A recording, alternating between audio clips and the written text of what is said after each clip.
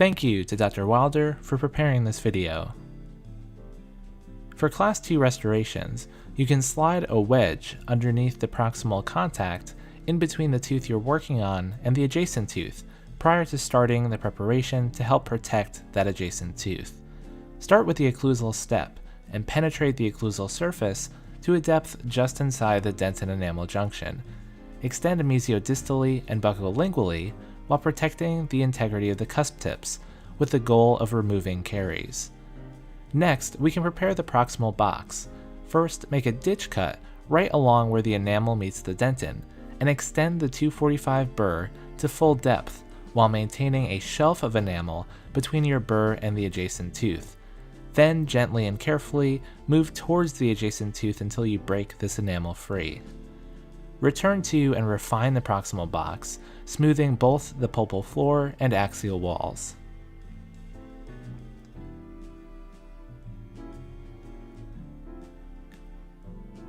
Due to the round shape of the burr, it's very likely that you'll leave hooks or spurs of enamel at the corners of the proximal box, so you can use an enamel hatchet to trim these margins and remove unsupported enamel. For added retention, you can choose to place proximal retention grooves, or divots, with a quarter round or the tip of a 169L tapered fissure burr just inside the dentin enamel junction. Note the occlusal dovetail at the mesial pit, which prevents proximal displacement of the restoration. You can roughen the preparation walls with a coarse diamond to increase surface area and improve retention. Also note clearance or visible space of about 0.5 millimeters between the prepared tooth and the adjacent tooth. After the preparation is complete, place a sectional matrix as seen here, or Tafelmayer band if you prefer. Make sure that it's fully seated and the inferior portion of the matrix band is below the cavo-surface margin of the proximal box. Reinsert the wedge underneath the proximal contact but outside of the matrix band so that the band is pushing right up against the prepared tooth. Then deliver the sectional matrix ring with its ends between the band and the wedge, or straddling the wedge on either side, depending on the system you're using. With a round or flat instrument, burnish the matrix band against the adjacent tooth to ensure a good proximal contact.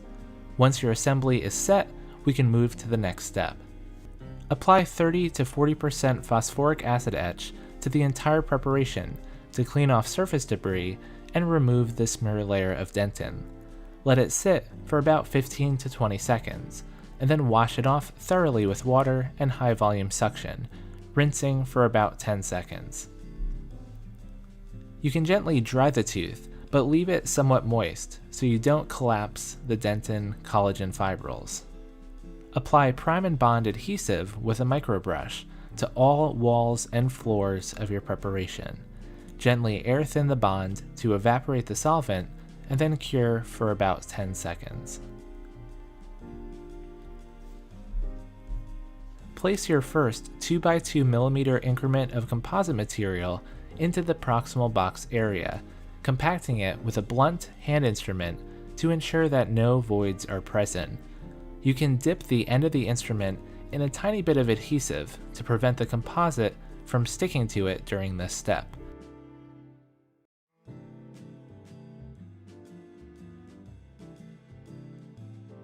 Cure this first layer for about 20 seconds, or as directed by the manufacturer. Continue this process until you have enough composite built up to restore the natural anatomy of the tooth.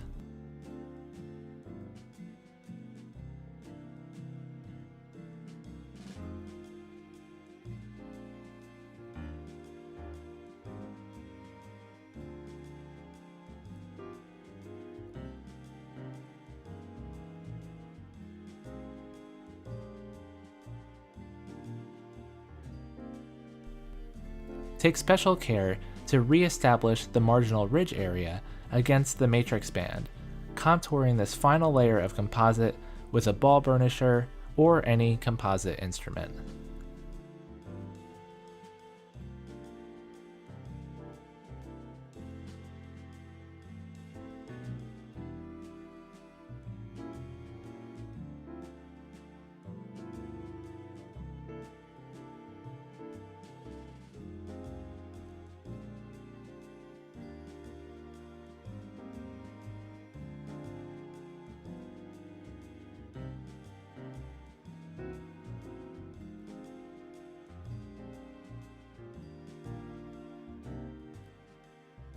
Now it's time to remove our matrix system. We take the ring off first, then the matrix band, and finally the wedge.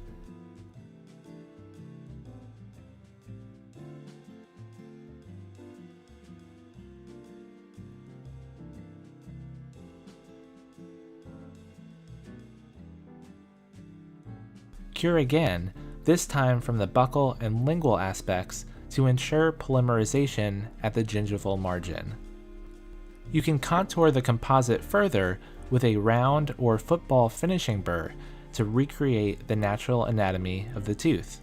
Light pressure and light strokes with the burr are best. You can check for flash with the tine of an explorer.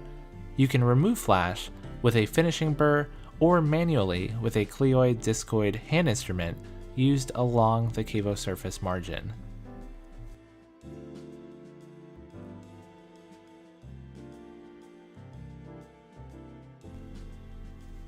You can carefully recreate the occlusal embrasure with the finishing burr as well.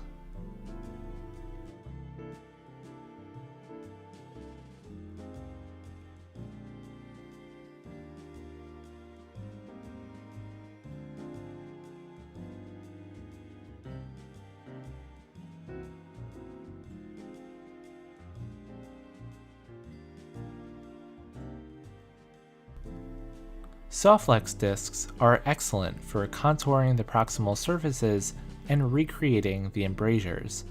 If access is difficult, you can use a narrow flame-shaped finishing burr.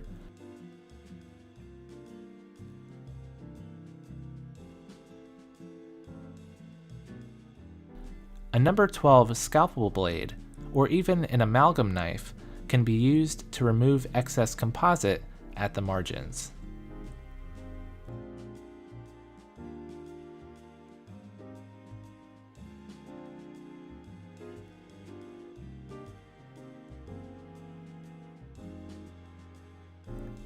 It's usually easiest to leave the rough side of the Sawflex disc facing the handpiece and gently pulling toward you as you contour the restoration.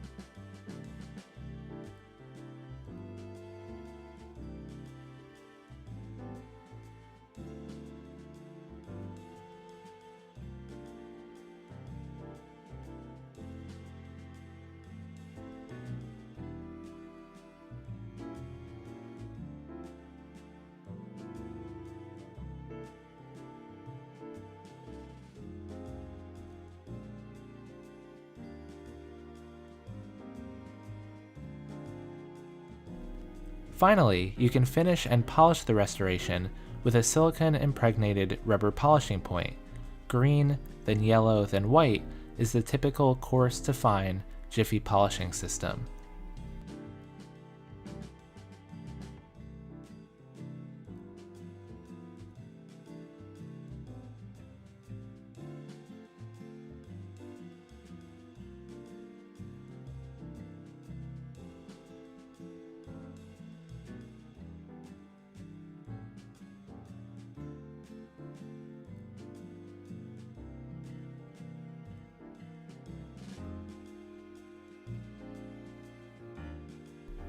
You can check one last time for flash, then verify your proximal contact by running waxed floss through the contact, and check final occlusion with articulating paper.